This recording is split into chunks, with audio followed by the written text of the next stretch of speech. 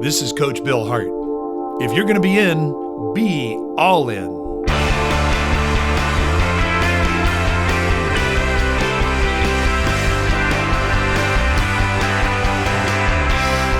Hello and welcome to this edition of All In with Coach Bill Hart. Man alive, if there was ever a time to be all in, I'm pretty sure now is that time. So today I'm going to introduce you to somebody who's driving a pretty big ship right now, and his name is CASEY CRAWFORD. And you know, he was all in when he played for the NFL, and he is absolutely all in now as the CEO of a top 10 non-bank mortgage lender. It is so my pleasure to introduce you to CASEY CRAWFORD. CASEY CRAWFORD, C2. How are you, brother? I'm good. Showing up ready to rock and roll. Right on.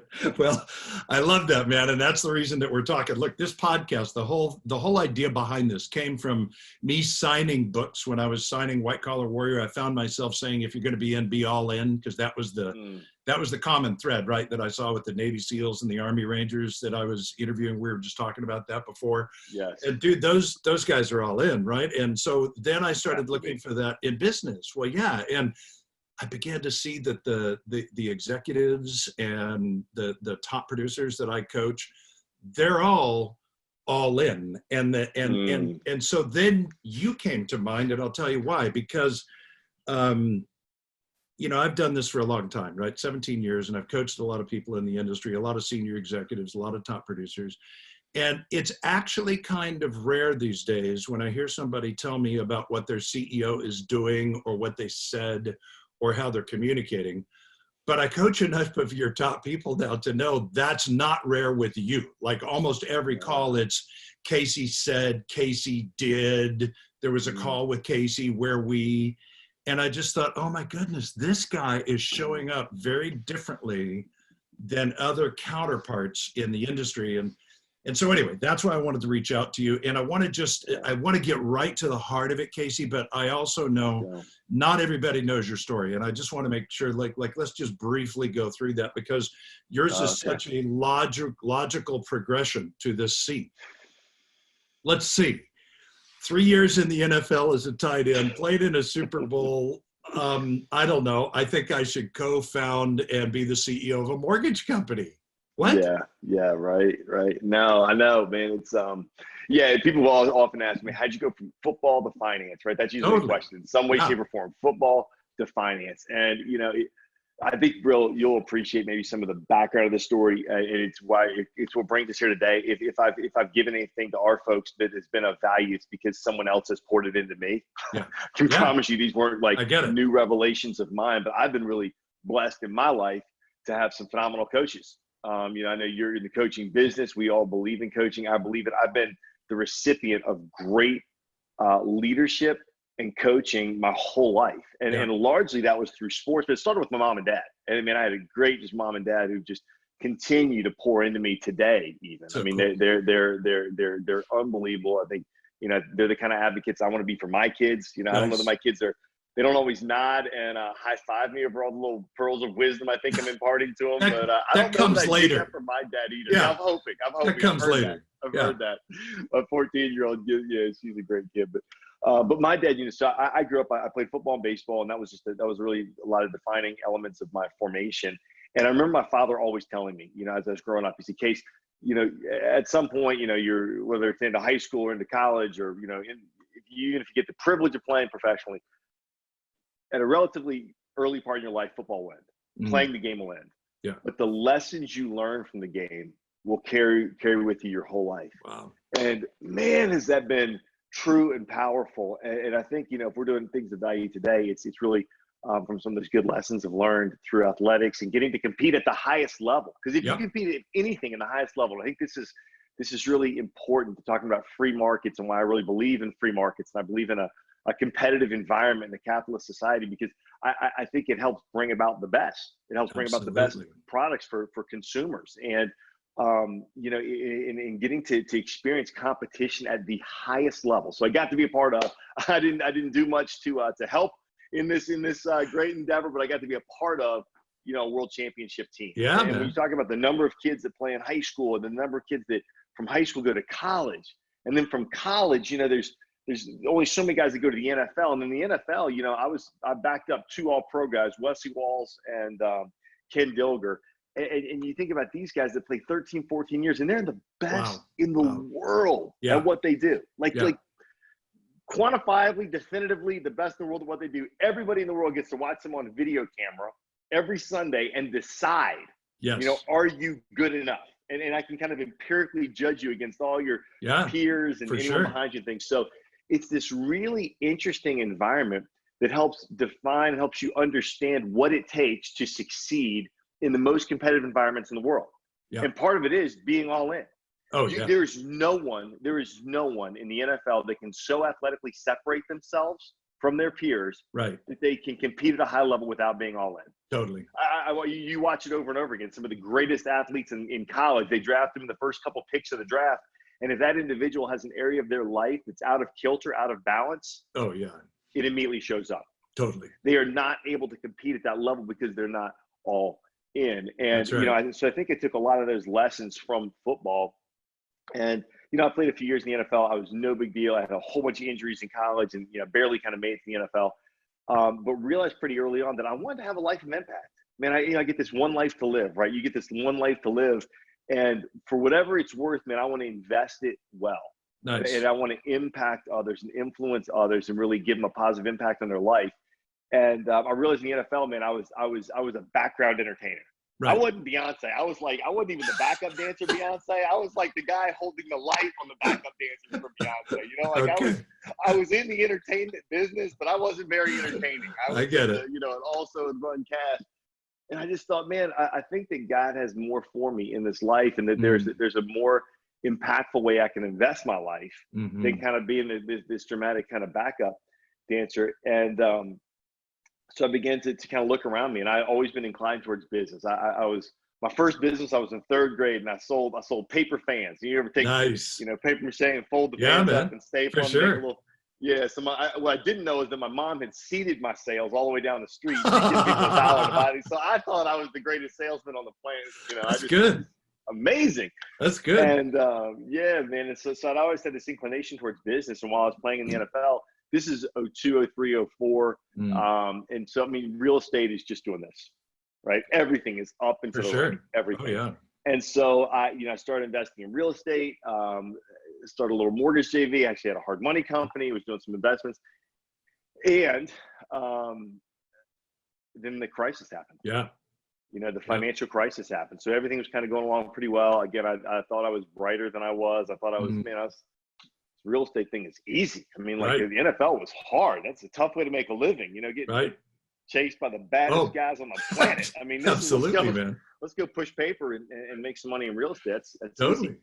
And then the crisis happens. Yeah. The crisis, and everything comes to a screeching halt. Yeah. And I'm a new father. My oldest was a couple years old. And my wife's an attorney. And we had made the decision she was going to step away from that to spend time, with our youngest. And we were trying to have another second child. And actually her mom developed cancer that year. And her mom was amazing. Oh my gosh, really, really amazing. It was like her biggest advocate, reached down to pick up her oldest grandchild and felt a pinch in her neck. So, and that was a sore muscle. A couple weeks later, we find out it was ovarian cancer that had metastasized around her spinal cord. Oh, man. And I'm launching a business. I put our whole family's, all my NFL savings, all the money I'd made in real estate, whatever.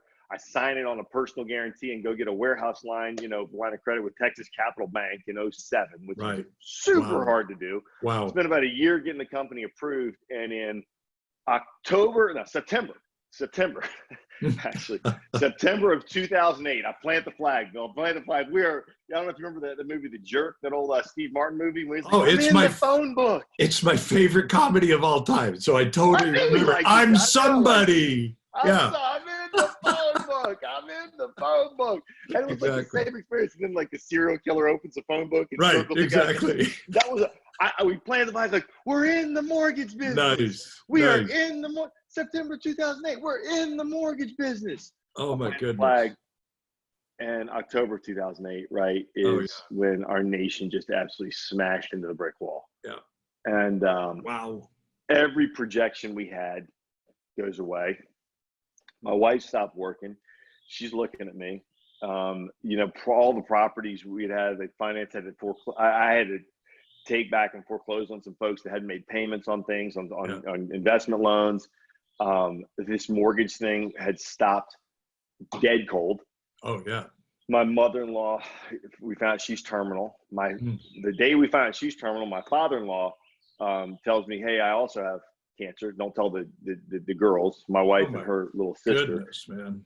And we're actually sitting in New Jersey on Thanksgiving right after this '08, October 2008, Right. and we lost, I think, $115,000 our first month in business. You want to talk about an inauspicious start? And I was like, all right, we got about 6 months of cash left, and we're going to be out of business. Yeah. I got a young one, a wife not working, and it was wartime, man.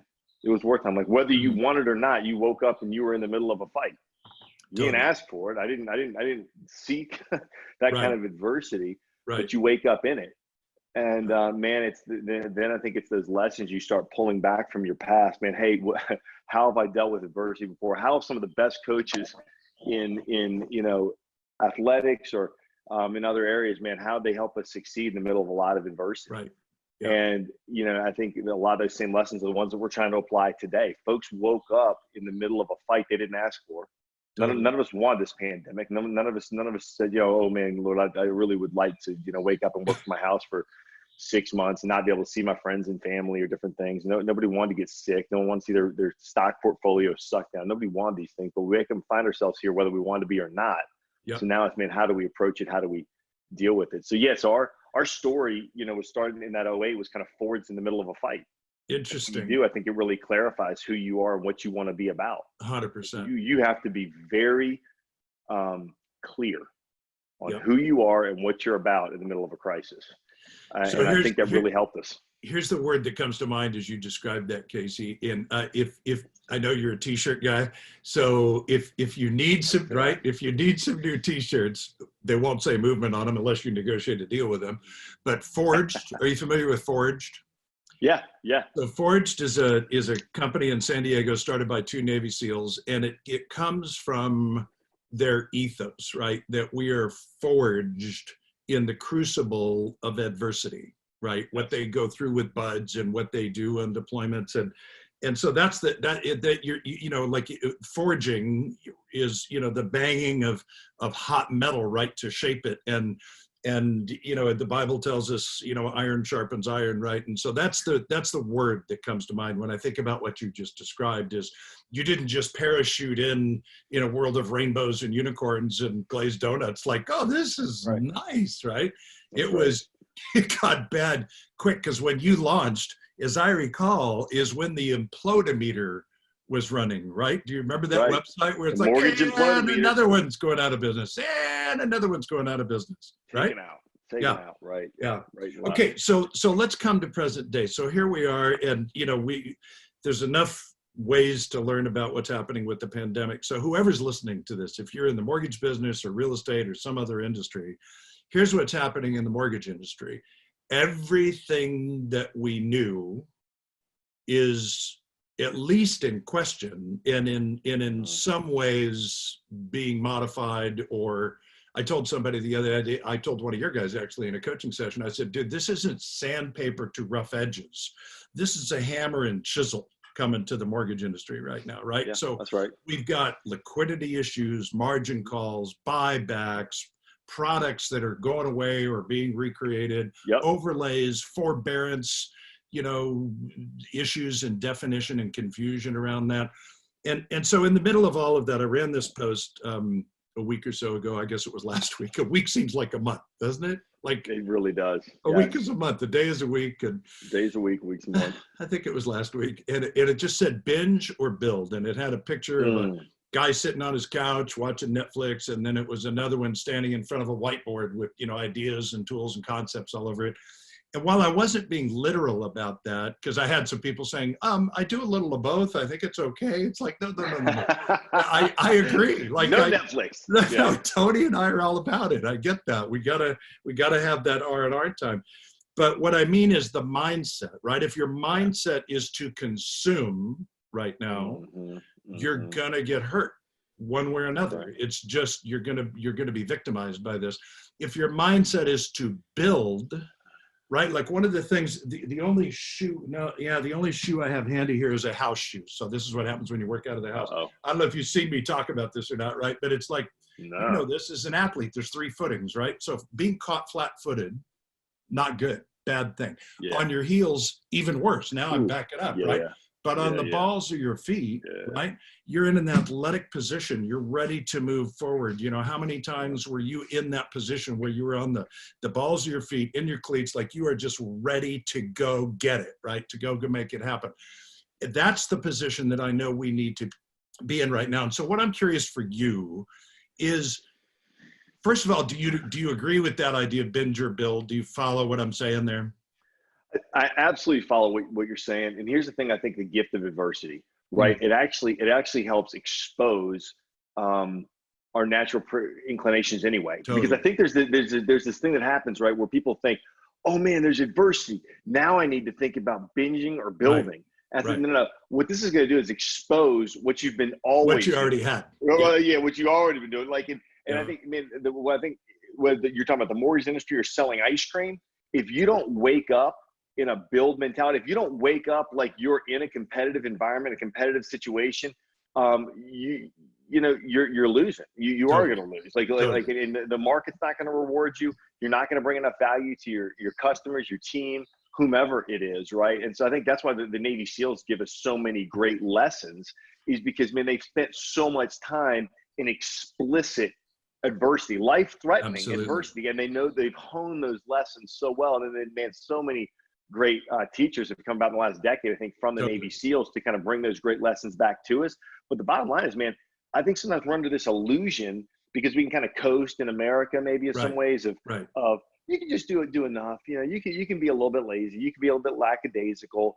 You can wake up not running. That old thing on the, if you live on the savannah, whether you're the gazelle or a lion, you better wake up running. Exactly. And I think in America today, very much, there's been a rising tide lifts all ships, and just the rising tide of our economy, the affluence in our economy and our nation allows people to coast. That's right. It doesn't allow people to like have dramatic success, but it allows people to coast. At times of deep adversity, expose that. Expose that. 100%. And that's what I mean, I agree 1000% with that thing. And I would actually apply not just to this deep time of adversity, but like, hey, if you really want to have a life of impact, you really want to have a life of influence, I mean, you need to wake up with that mindset that I'm not a consumer. I want to be a river. I want like living water to flow out of me that nourishes others, right? That like actually brings life to people around me. I don't want to suck life from, sit on my couch and see how much I can suck in potato chips. And no, I want to be one that gives life. And that I'm with you. Like, that doesn't mean I'm watching those Ozarks right now. I love it, man. I love some Netflix for 45 minutes at night with my wife, as we kind of get ready to go to bed. But man, when we wake up in the morning, we wake up running because I want my life to be one of value. And I want to use this opportunity and gifts God's given me, man, to impact others around me. And I don't do that by being a consumer. Totally. So I loved that. And that's the perfect transition when you say wake up in the morning. I want to hear from you, Casey Crawford, how you do that. Because what I know as a coach, dude, I've done this we figured out the other day. You're going to hate my answer. You're going to hate this. You're going to hate it. You're truly going to hate it. It's an honest answer. I want to know how you start your morning. Yeah, no, you're going to hate this, right? So like, and I used to actually have a lot of insecurity about this because I'm not like a 4:30 guy. Yeah. I got friends, they're like 4:30 a.m. Man, I wake up fired up. I, hit my workout, and then I, read my Bible for an hour, and then I start, by 5:15, I've done all my email. Dude, that's not, by 5:15, I'm hoped to be like deep in a dream of something really amazing, and just, my body physically needs about 8 hours of sleep a night. I've done it. I've gone to like, I got a great personal doctor and wellness clinic and stuff I go to, and I've checked my sleep RAM and everything else. Like I'm like 8 hours when I work well. I can go Yep. like anybody else. I can get Sure. 3 or 4 in the night and be fine the next day. But if for me to have a healthy lifestyle and like a healthy longevity in life, I think there's actually a lot of work around this. And I actually think, Oh, there is. particularly CEOs and type A guys, which I am, have a lot of competitiveness around like how little sleep can I live on or get by with. Totally. And I have a couple. You know John Maxwell. I love Yep. John. You love John. Yep. John's in his 70s. John is wired to run on 4 hours a night. Right. He just is. Like Yep. like it's fine. It works for him. He goes to bed at 12:30. He's up at 4:30, and Wow. that works. And he's Wow. writing, and he Yep. puts together. And I've been on long trips with him, and day after day after day. That's his schedule. Amazing. Not mine. Yeah. Not mine. Like I'm up about 6:45. Yep. And you know and I got 2 girls. We got a 14-year-old and 9-year-old. And you know that actually my 9-year-old comes in about 5:30. But she wants to snuggle for an hour. Got it. With my wife mostly. Yeah. But yeah, then like as a family, man, we get about 6:45. Everyone starts to get on the bus. We're kind of doing like, you know, the family morning out of the house routine. And it's really not until about 7:45 when my house quiets down a little bit, and I'll start work. So yeah, mine's not this like hyper regimented early morning routine. Now that said, I do have a lot of hyper regiment though to my day. So like 8 we have an 8 a.m. Team call. So my lead team, we're doing it from home now, right? We get together. Sure. Half hour every day. We're on, man. We're rocking. You know, we then noon. I'm a lunchtime workout guy. I like to do about 3 or 4 hours of work. And by that time, man, I've usually built up a pretty good bit of stress or energy or like maybe some tension around stuff. And we go out and even like right now, routine is like, got some good buddies. And we hit a pretty hard workout. Like it's going to be cardio. It's going to be some, you know, there's going to be some adversity to it, right? Where I kind of have to block a little bit out. I have to forget and really focus on what I'm doing. I think, you know, it opens up that amygdala in the back of your brain. Totally. It allows actually a lot of more creative thoughts to flow, because as stress comes in, right, cortisol comes in, that amygdala closes, right? You know all this. And actually, you actually don't see as many options, and that's a good thing, right? Because it helps you make decisions quickly and stay alive. But sometimes in a complex world that we're in, we need to have our thinking opened up. So as I work out, I relax, my amygdala opens up. I actually have, you see me shoot videos post-workout. Now I'll have a lot of things I want to communicate to our whole community that happen during a workout. And I think about them while I'm working out. And so I'll deliver those post-workout. And then I have a second half of my day that's really pretty regimented. And I close my day now at 5 with a call to the whole company. Just going, hey guys, here's everything that's happened today. Here's what's going on. And we have a very detailed list of like, you know, our goals, our plans that we're working the 12-week year as a company. You help some of our guys get on that book. Absolutely. And, you know, but yeah, and then I worked about 6:30, 6:30 usually. And then, you know, we'll have dinner. So I feel really good and productive during those time. And then of course at night, you know, I think about some other stuff, but that's I know that probably profoundly disappoints. I know guys like to be up like the 5 o'clock a.m. guy, but I'm just gonna tell you, for me, realistically, I need to be in bed by 11 and up at 6:45 to kind of get the sleep I need. All you've done is shifted. I mean, I get that. I understand that. But I love to hear the way that you've structured your day. I'm a lunchtime workout guy too, because I've worked out of the house for 20 years. Like I wouldn't know what to do going to a physical office space. I would be completely out of my element. What? I have to put on shoes? Really? Yeah. So for me, I'm up at 5. My first session is at 7:30, but then I have a 2-hour lunch that allows me to eat lunch and work out, and then I roll till 4 o'clock and I'm done. So yeah, what I wanted people to hear was the way that you start, engage, and then structure your day. I think right now, if I can transition to this next thought, you are a wartime general as a CEO. Does it feel like that to you? It does. I'm always cautious about using military parallels, and I use it with you. You and I joke around about this, and I absolutely get the parallel. In some ways, I never want to discredit the reality of what wartime really looks like, and in some ways, I kind of look around and go, man. I mean, I think in the sense that there's a sense of urgency about what we're doing right now. We're in a state of a lot of rapid change in our industry or Yep. in the nation, in the industry. Yep. Yes, there's a wartime, but I think in another sense, if you don't wake up with a sense of urgency, like in what most would consider peacetime in a free Right. market economy, you're probably losing share, especially with the 100%. rapid rate of change right now that's being perpetuated by technology. It's a good Totally. thing. I think it's a good thing. But man, if you don't wake up thinking you're a wartime general, Yep. you're slipping and you just don't know it. You don't. You're Yeah. losing market share. You're not bringing enough value, and you just don't know it. I think right love that. now this pandemic is clarifying the need for people to have a very, balls of their feet, Totally. proactive, lean in, whatever you want to call it, approach Yeah. to the business.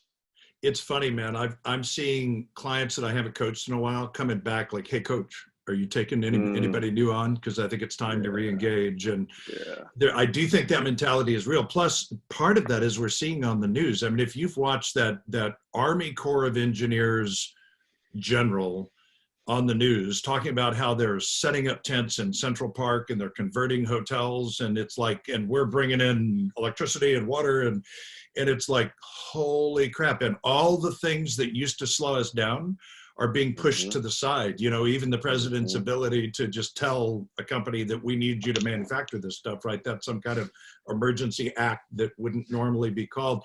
Nurses and doctors that are retired are being called back in without continuing education, or like, we just need you here.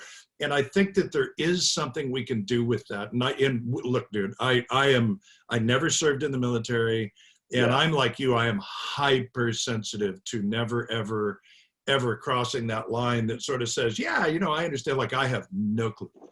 I have no clue. But I do believe that there are lessons that we as civilians can take. And I think when you watch that and you say, you know what, that's the way we need to be approaching our business right now. Absolutely. Is everything's on the table, right? Everything's on the table. Maybe that's a product we can no longer go after, or you would know the numbers, but if, I don't know, Casey, if 40% of people with FICOs below 620 at a certain range are going to default within 5 years, like, if it was my money I was lending, and I've made those numbers up, but like, no, I would probably be saying no. Like, that makes me nervous, right? So I've talked to everybody about this in our industry, and I think this is a concept for any industry, right? Like when there's times of deep adversity, you protect the core. You protect the core of who you are, the core of your business, Totally. the most important thing, right? Like, and when everything's just flying up into the right, oh man, you make experiments, you're trying this, you're going here and there, and you try new products. When you are in dire times of adversity, as we are in the mortgage industry in our nation, when we start looking at 20% unemployment, when we start thinking about millions of people going into forbearance, which is saying, hey, I can't pay my mortgage payment. Right. You protect the core business. And I told you guys, the core of the financial services mortgage industry are Fannie Mae, Freddie Mac, Ginnie Mae insured, explicitly guaranteed loans, and loans that are not going to default. Now, again, when the whole economy is riding this upward wave, man, it's great, because we actually suck in lots of other people into that wave, and that's super. That's a good thing. But when it looks like that economy might be coming down, you only focus on and can finance the most credit-worthy borrowers that have the strongest backing from the strongest economy in the world, the United States, and that's the world we're going to live in. And here's the good news. Here's the good news, though, is that as rates come down, and the federal government is absolutely going to bring rates down to infuse credit to consumers. It's the financial markets can't digest everything that's happening right now all at once.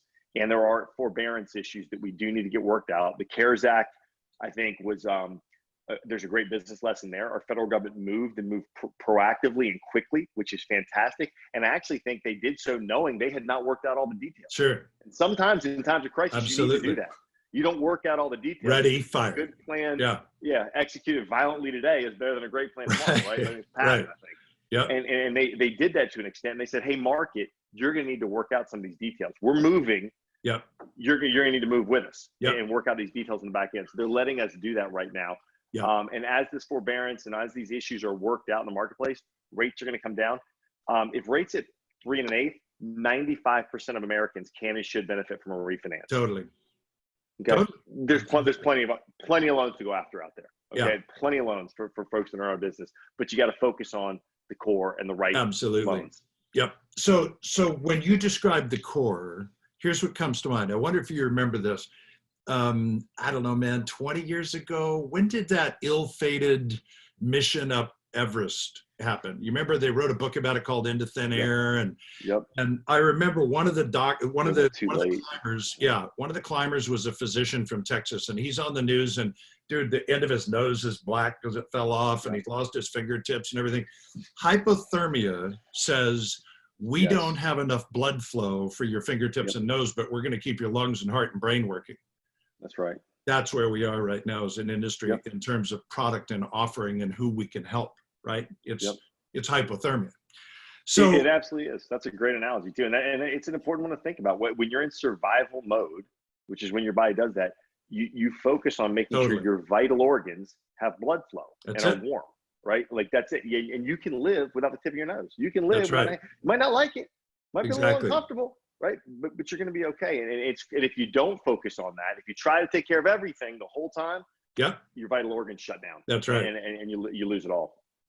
So I want to transition because generally the people that are going to listen or watch to this they're either in production or sales leadership, right? So I want to speak to the operations people. I want to speak to them about the operations people, because we've suddenly got people, often women, who are home for the first time working with kids who are no longer in school.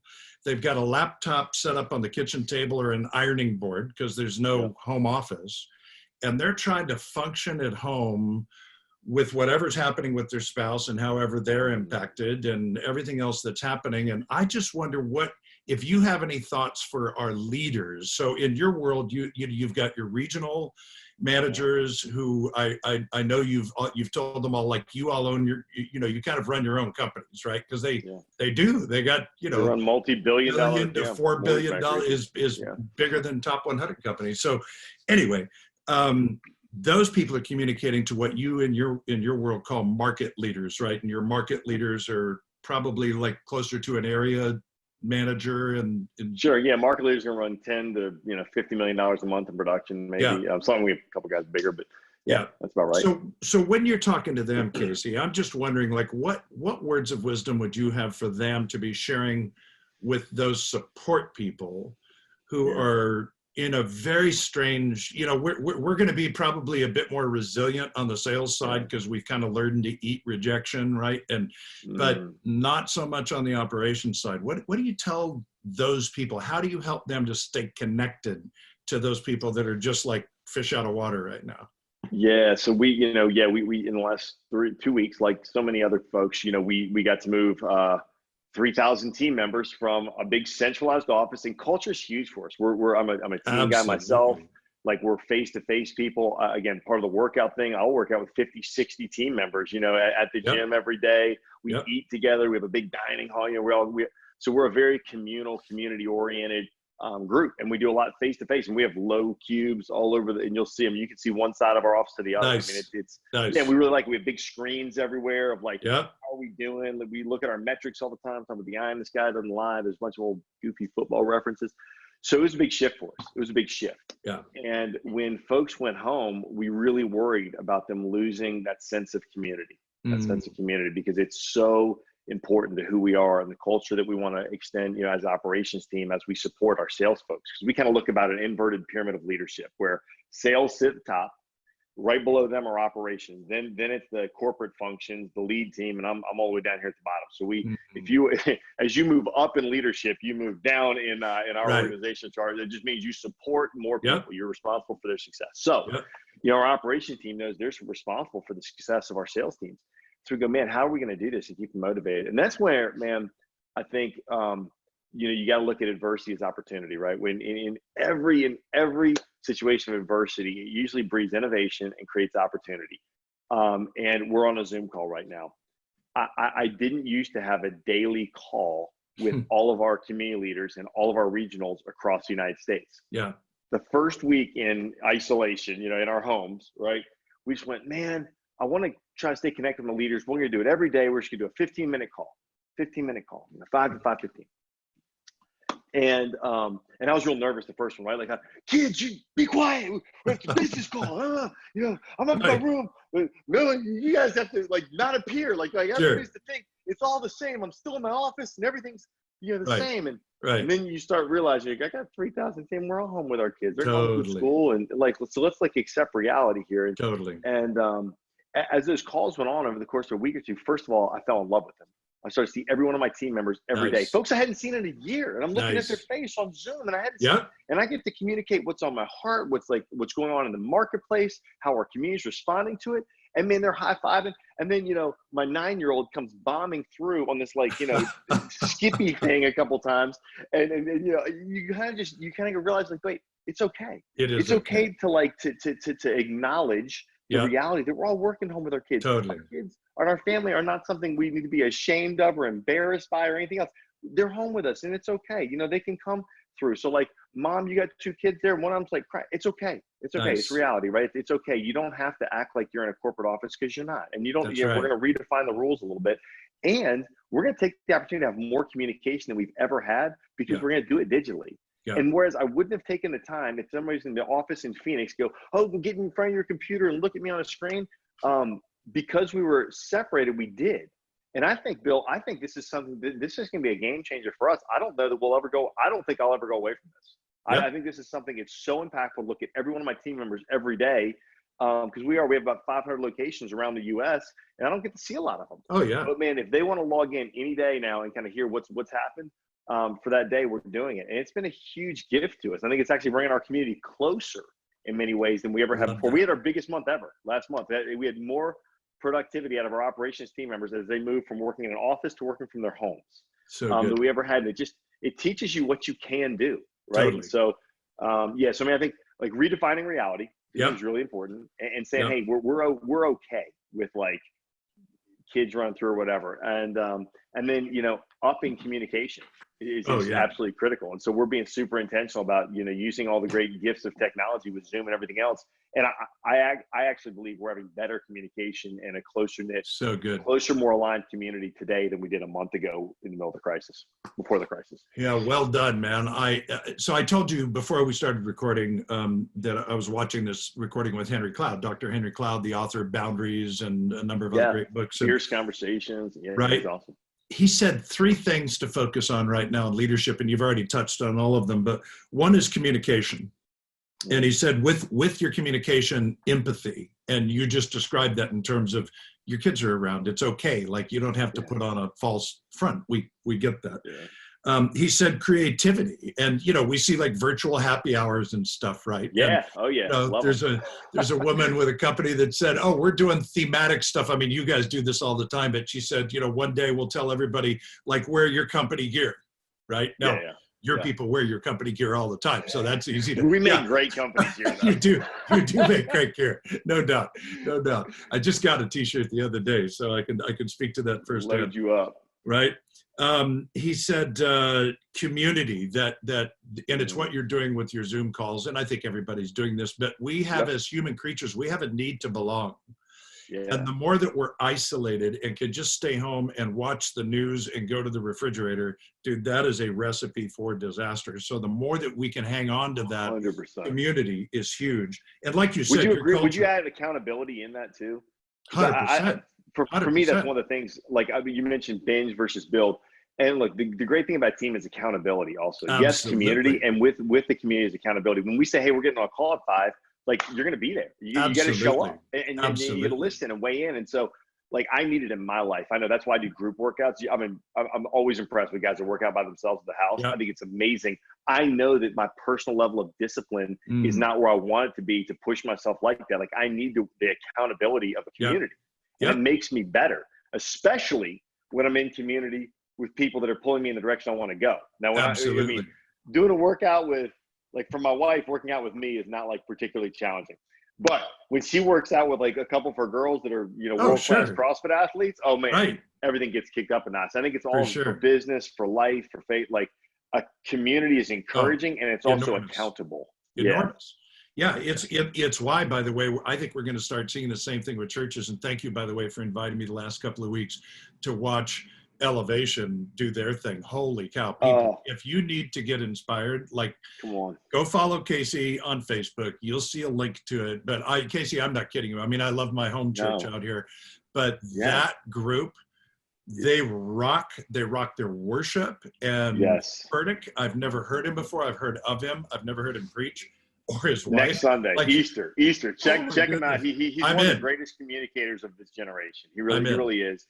And he's Yeah, got, for anyone listening right now that listen, if you're home and you need a message of encouragement, you need a message of hope, you totally. want to be lifted up, really regardless of kind of like any religious background you have or perspectives you have, this is a guy that can I pour into totally you agree. in powerful and transformative ways. And so, yeah, that's why we want to invite everybody in. And I'm It's so so good. glad you joined us. And that Oh, to me is the cool thing about this time and space, that Bill, like you and I never really would have shared our faith together in a way of like worshiping together had it not been for this pandemic. For sure. But because we're connected, because you're a creative guy, I am, and you're willing to try something and say yes to something that's new, we said, oh man, let's try to worship together. Totally. And you joined 250 other families last week, you know, that were online doing it, man. And so that, yeah, it's spectacular.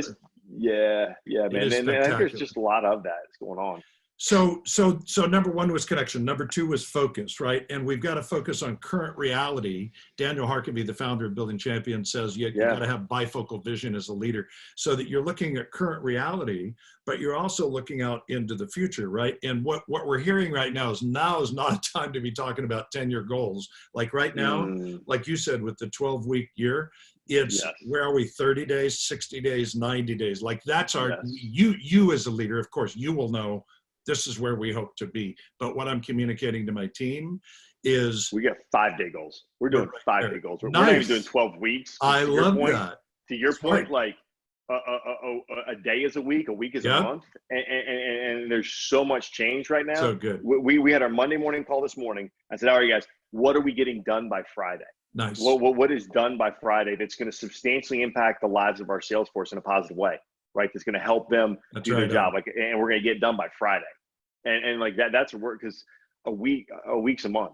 Totally. You know, a week's a month. It totally is. So yeah. No, I'm with you. So focus. I love that, and I love that you've narrowed that focus down, like way down. That's tight. And then the last thing is communication, and it's transparency. And there's nothing more powerful than a vulnerable leader. And I think from what I'm hearing, I'm not on those calls, but what I'm hearing from your people is that you are being honest with them. I mean, you're an optimistic type A guy, but I do think that there are times where we've got to be vulnerable about, you know what, that's a market segment we cannot serve right now, or whatever that is, right?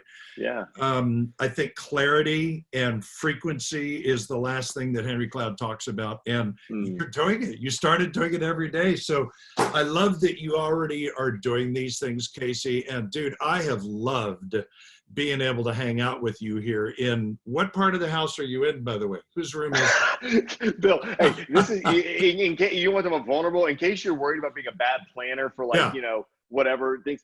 This is how much I never imagined working from home. We built a house 2 years ago. You know, we're so excited about it. So you get to design it how you want and do all this stuff. I'm in my wife's home office here. Nice. Okay? Here, hold on. Nice. See this. This is this is my little picture here behind me. It's like maybe like this. It's like the tough girl with the that's good. boxing gloves. That's good. You got pictures of my kids and everything. So I don't have a home office. So that's how. So check this out. This is something I heard. So share this with your team. We've got a group called the Masters Coach, I think I've told you about before. And while the program isn't running, we're doing it virtually. And this group got together and they said, hey, we're talking to realtors in our local market. And here's what we're hearing from realtors who are calling their database, right? The people are saying, hey, we've been home for a long time. I'm realizing, just like you, I really need a home office. Or I'm in Seattle and I don't have a backyard. Like it's raining all the time and the kids have no place to go. Like when this is over, we want to buy a house with a Casey, people are starting to think about, wow, this may not be ideal. Maybe we should make a change. Maybe. Yeah. I find that enormously encouraging. Like, I think there's a whole purchase wave that's building right now. Yeah. Yeah. And I'll tell you, man, if you're a lender listening to this right now, take some time. I think it always is an empowering thing to realize that you're not suffering the most. Right. And sometimes, man, being able to go out, offer hope, go encourage a realtor. Encourage your realtor team members. Man. You know, you talk about fear and consternation.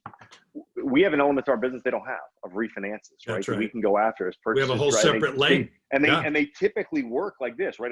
If the economy crashes and purchases go down, man, usually the federal government subsidizes rates and refi opportunity goes up. Reach out to your realtor partners right now. Be there Love for on them. them. You might not be able to change their life, but you can be just somebody that empathizes. Is there That's with great advice, man. That's a great place for us to wrap. I think that's fantastic. Casey, them. dude, you're a stud. It was great I hanging can do with this you. all day, man. Likewise. Oh yeah, this is so much fun, man. Thanks Bill, for making the man, time. yeah, man. You're a guy, man, that's impacted not just our industry, but like my organization personally and me personally, man. And that means so much to me. I had a really great friend say, man, yeah, if you really want to bless me, everyone's like, hey, what can I do for you? They say, man, do something for my kids. Like, right. Like there's nothing that means more than doing something for your kids. And I'd say likewise, man, that like you bless people that I really love and care about and our leaders in this organization, man. And they have told me, I mean, I've had guys pound the table before you and I knew each other that I had to get to know you because of the impact you had on their lives. So cool. And yeah, man, and that's just awesome, man. What a legacy like that to have, man. That people are so passionate about the positive impact you've had on their lives, they demand that others get to know you. So cool. Well, it's been an honor for me, man. And awesome. Likewise, man. Man. Well, dude, go do your thing today. Say that again. Sorry. I said I'm looking forward to a lot of good work together in the future. Oh, likewise, man. And at some point, we'll actually like be able to give each other a bro slap on the back hug. In the meantime, it'll be virtual. Casey Crawford, thanks for making the time today. Thanks for showing up, dude. Appreciate what you do. Oh, one last thing. People ask me if it's possible to work with me either individually or with their organization. The answer is yes. Love to have a conversation with you about it. If it's coaching or if you'd like me to come in and work with your team, unpack White Collar Warrior, the book, the lessons from my All In podcast, man, it would be my pleasure. Bill at buildingchampions.com is probably the easiest way to get to me or any place you see me on social. Until next time, this is Coach Bill Hart. Here's the thing I'm going to ask you to do. If you're going to be in, be all in. Free to fall.